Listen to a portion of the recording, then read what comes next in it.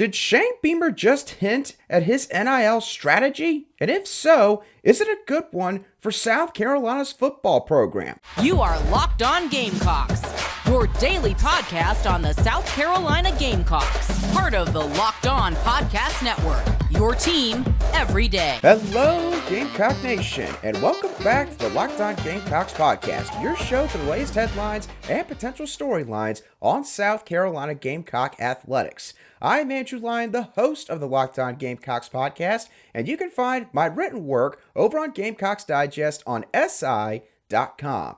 Thank you so much for making the Locked On Gamecocks podcast your first listen or watch here today. We are free and available both on YouTube and wherever you get your audio podcasts daily. On Wednesday morning and afternoon, Shane Beamer had his annual charity event, Birdies with Beamer, where essentially a lot of former South Carolina players and also a ton of media members that cover South Carolina's football program all go out to a nearby golf course. They all play a bunch of holes.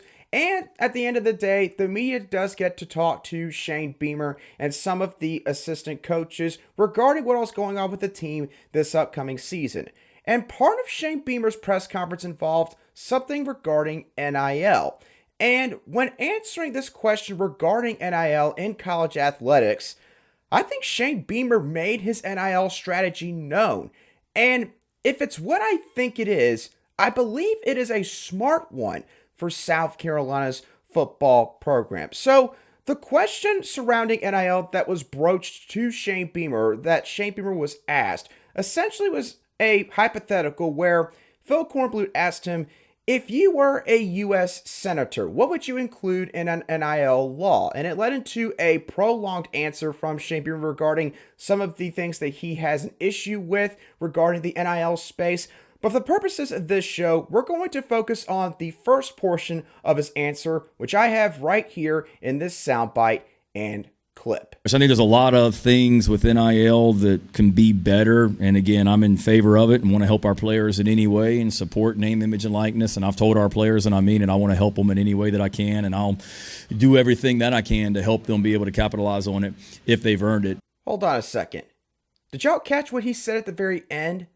Shane Beamer said, if they've earned it. And that is the part that I want to sort of hone in on for the next few minutes. I'm not trying to put words into Shane Beamer's mouth here, but with how he worded his answer there, I think that this gives great insight into what kind of NIL strategy that Beamer and this program employs. And that strategy, I believe, is this.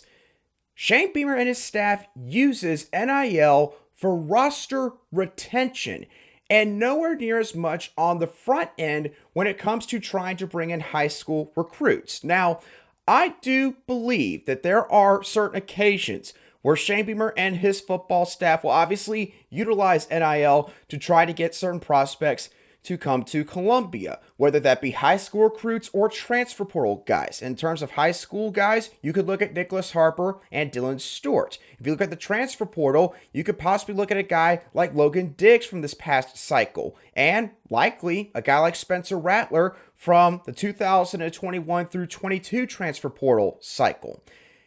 And assuming this is the strategy that Shane Beamer is utilizing, I think this is the smartest way to go about utilizing name, image, and likeness at South Carolina. Why do I think that? Well, the simple version of this answer is the Gamecocks just don't have the coffers that other schools in this conference do. And if we really want to be honest about this, the Gamecocks probably rank in like the bottom third of the SEC when it comes to NIL and what exactly they could offer. That's not to say that there aren't opportunities here, of course. Park Avenue has been really good in terms of marketing and trying to help some of these athletes procure some deals, especially guys like Antoine Juice Wells and already Nicholas Harper in just his first month and a half or so on campus. But I don't think it's certainly at the very top of this conference, is my overall point. But something else to consider here with this possible strategy. Shane Beamer and his staff, they have done a phenomenal job when it comes to creating and strengthening relationships with high school football prospects and not having to lean on essentially throwing NIL money around willy-nilly at the front end of sort of these college journeys for these kids. In essence, they're not having to throw these bags of cash out there to try and land some of these guys, the guys that they really want in their class. And when a staff can accomplish this at a very high level, it provides you a ton of leeway to be able to save that NIL money and use it for certain situations where maybe you got certain players on your roster that other schools are contacting through back channels. Maybe they're trying to convince some of your star players, hey, you come over to our team, you could do this, that, and the other. Oh, and we'll also throw in some of this NIL money right here, your way. We all know that this happens. And if we're being truly honest, probably every program has done this to at least a certain extent. That's not me trying to call Shane Beamer a hypocrite or anything, but the point being, NIL is used in some form or fashion when it comes to maybe trying to entice a kid to come to a program. We all know that this happens. But going back to South Carolina's NIL strategy that I think they use, how could this help them in the future? Well, I will say this. Right now, it's working really good for South Carolina. This is what they're doing. But while I don't think it's going to happen immediately, I do believe that at some point, Carolina is going to sort of hit a threshold where if they're going to continue to recruit at a high level, if maybe let's say they're in the game for more 5-star prospects, they're sort of flirting around with a top 10 or top 8 recruiting class. If they reach that point, then South Carolina, in my opinion, probably the opinion of most of y'all, would probably have to utilize NIL a lot more to land some of these top players.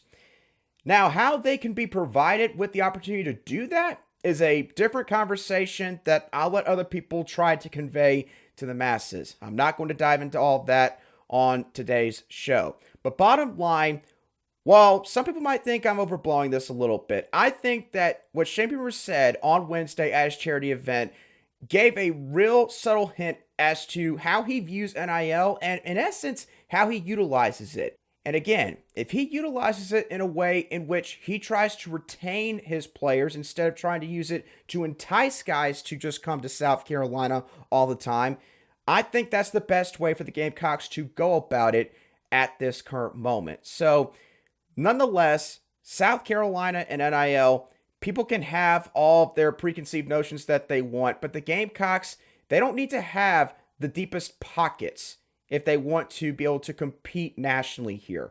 But they do have to be creative. And I think that Shane Beamer and his staff are doing just that when it comes to the NIL space. Now, I talked about procuring talent, and that is something that Shane Beamer and the Gamecocks have definitely been doing over the past year and a half or two. But where does South Carolina's current roster stand amongst all of their peers in the SEC on paper? We're going to dive into that a little bit deeper in just a couple moments right here on Locked On Gamecocks.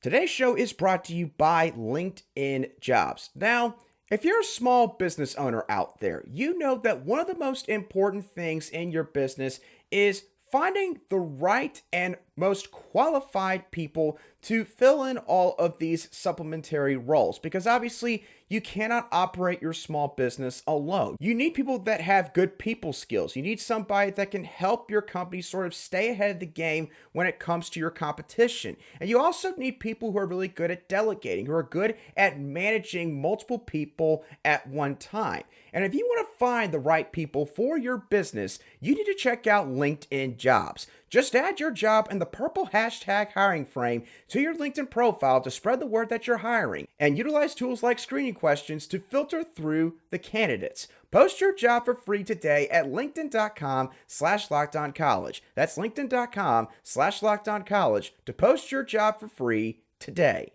Terms and conditions do apply.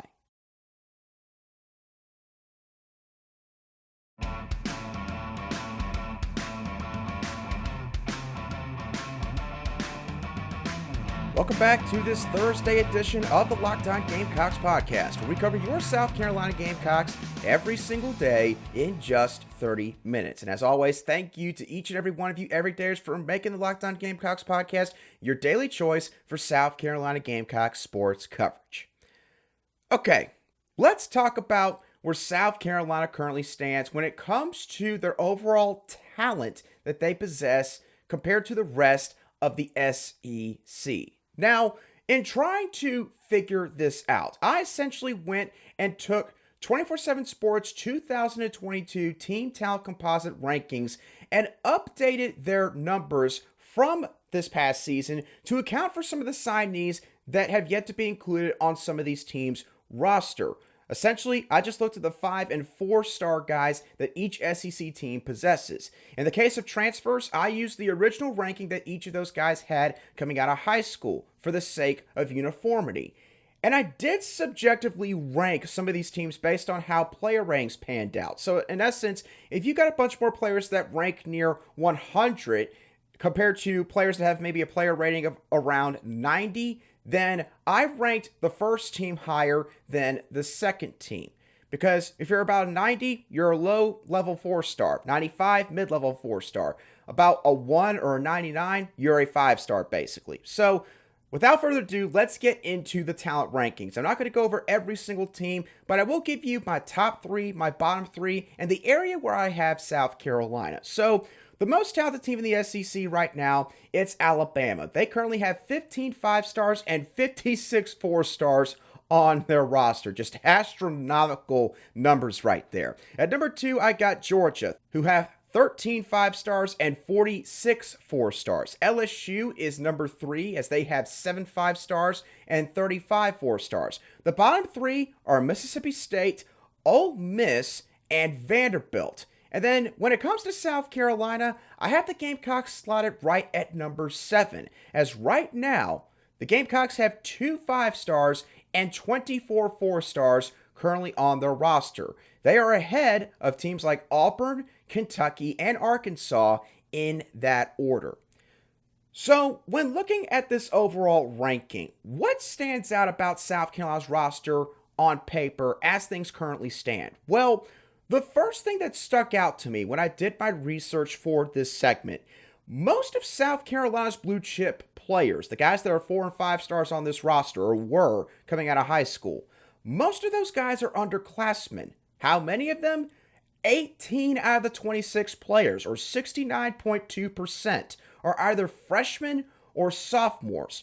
So the top talent on this roster is very young, to say the least. And when the 2024 class comes in, the way it's currently situated, that percentage is only going to grow higher, which is going to give the Gamecocks a boost on this list in terms of the overall talent that they've got on their roster. Another thing that stuck out to me, there's a really good balance between the guys that they have on defense and the players that they have on offense. South Carolina has 15 blue chip prospects on the defensive side of the ball. And that means, therefore, they've got 11 on the offensive side of the ball. So if you just took 2 players away from the defense and added to the offense, you would have a 50-50 even split right there. And I think when it comes to recruiting, you can't get much better than that when it comes to recruiting this kind of talent. And one other thing to think about here. South Carolina, in terms of the talent they have on paper right now, they're already ahead of multiple programs who, nationally speaking, are perceived to be better than the Gamecocks. But South Carolina still has a ways to go before they're in the upper echelon of the SEC. So let's start with the teams that I mentioned at the beginning. South Carolina is ahead of Arkansas, Auburn, and Ole Miss. Again, teams that, maybe besides Ole Miss, are viewed to be better programs than South Carolina. Auburn and Arkansas, when looking at their rosters right now, they're a bit more top-heavy on paper. They got to get some more players that are going to balance out sort of that top group that they've got in terms of personnel. And then when it comes to Ole Miss, you're starting to see the lack of emphasis on high school recruiting catch up with Lane Kiffin and his staff. And on a personal note, just a side note here, I think that's going to show up more starting this year and from that point forward. So I think it's only going to get worse for Ole Miss in regards to their high school talent. Now, talking about South Carolina and sort of comparing their current spot to the upper echelon of the SEC. Again, I slotted the Gamecocks at number 7 on my list. At number 6, I had the Florida Gators. Obviously, Florida, some of the least talented teams they probably fielded in several years that they currently have right now. But even though Florida is only one spot ahead of South Carolina on my list, the Gators currently have 15 more blue chip players and a ton more talent on paper when it comes to the player ratings each of their guys have compared to South Carolina. So, in other words, Shane Beamer and the staff, they still need probably one or two more top 12 or top 15 classes if they're even going to be able to start matching up with Florida on paper, again, on paper, not on the field, and also the rest of the teams in the SEC. When it comes to talent, you're talking about teams like Alabama, Georgia, LSU, Texas A&M, and now Tennessee is slowly starting to creep up into that group right there. But the other thing to consider is that this list, it doesn't even include Texas and Oklahoma yet. And the Sooners and the Longhorns, of course, are going to join the conference in the summer of 2024. So for South Carolina, again, that's not to try and tell everybody that South Carolina still has a long ways to go. But the point is that they're getting better, but they still got to do more. And admittedly, they would probably already be a little bit higher in terms of their talent on paper when it comes to this list if it wasn't for the 2021 recruiting class. I'm going to dive into how the recruiting class has affected this roster and why the 2023 class, therefore, is going to be very important for this staff in this coming season. We'll talk about that in just a moment. So y'all heard me allude to this before I went into the break, but 2023 is going to be the year that the 2021 recruiting class catches up to South Carolina. Now, for those of you who might not recall what exactly I'm talking about with the 2021 class, obviously, everyone I think can recall off the top of their head, Shane Beamer became South Carolina's head football coach back in December of 2020. And basically, because of the time in which he joined the program, Shane Beamer had less than 2 whole months to put together his first ever recruiting class. And I will say, I don't think it's fair to classify the 2021 class or file away that class underneath Shane Beamer's name. I really don't think that's fair to him, but technically it is associated with him and his career at South Carolina. So we do have to discuss it in that manner. The 2021 recruiting class ranked 72nd in the country. It was the worst class in the SEC. Yes, I'm not kidding. It ranked worse than Vanderbilt's recruiting class. That is next level bad right there. And I did not check this part, but I would have to imagine that based on this ranking, this is the worst class in the modern era of recruiting rankings for South Carolina. Now, I will say, it's not like this class was entirely a wash. Some of the players, both high school signees and transfer portal additions, have made a good impact here or still could make a really significant impact for the Gamecocks. And I'm talking about guys like Juju McDowell, TJ Sanders, Nick Barrett, David Spalding, Marcellus Dial, Amari Brown, and Jordan Strawn. Now, the one problem with the group that I just brought up, that is only 7 guys right there.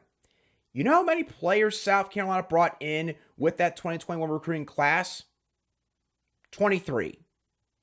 23 players. And we're essentially saying that less than 1/3 of that class has actually made a good impact. This is a big reason why the 2023 recruiting class is going to have to help out this team this year, why they're going to be leaned on so heavily by Shane Beamer and the staff this year. Because, quite frankly, these coaches need some of the guys they just brought in to help fill in that void that is being left by this 2021 class. And again, some of those guys, they have done well. But 7 out of 23, in the SEC especially, that ain't going to cut it, folks. It just ain't going to cut it. Now, the good news for South Carolina in this entire picture that I've painted for all of you, I do think that a lot of South Carolina signees from the 2023 class could help South Carolina immediately. I think that 13 of the 24 could help out this season. And that includes multiple guys that I'm pretty sure the coaches would love to see provide a boost at their position group this year.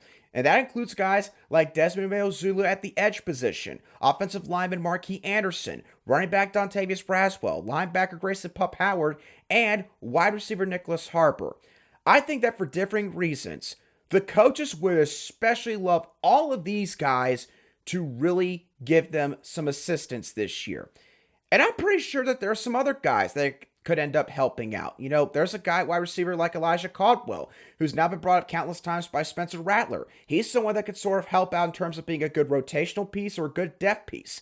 What about some of these other offensive linemen? Olawatson Big Tree Babalade, Trevon Baugh. Maybe one of those guys steps on in and is able to help out immediately this fall. And maybe in the secondary, maybe you have someone like Jalen Kilgore who comes in and is just pure dynamite on special teams, and he can come in and give a reprieve to Nick Evanworry or DQ Smith. He has DQ Smith's size, but he plays like Nick Evanworry when he's out there on the field. So, bottom line with this entire conversation here, the 2021 class and the lack thereof when it comes to contributors and guys that have actually helped, I think that that does catch up to South Carolina somewhat this year. I'm not saying that that means the Gamecocks are going to bottom out, but I do think it puts a certain cap on what they're going to be able to accomplish this year. The one way in which that could be rectified is if this 2023 class comes in and helps out right from the jump. Is that fair to ask of some of these guys?